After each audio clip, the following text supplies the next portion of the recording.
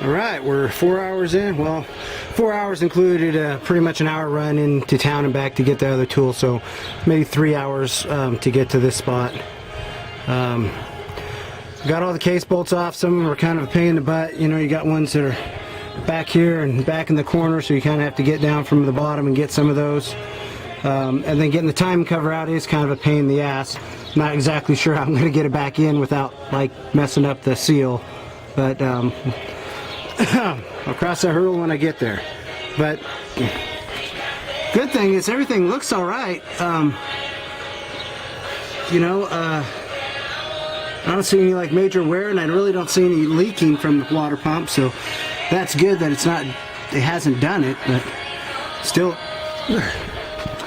good to replace it. My tools are still in place. So yeah, we'll and all the case bolts that are in there, all except for,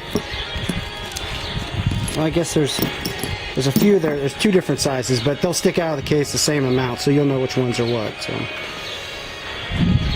that's it for now. I'm going to clean up the timing cover and paint that and the valve cover, so if I do ever sell it, people will know that, you know, the water pump's been done or someone's been in there. So that's it for now.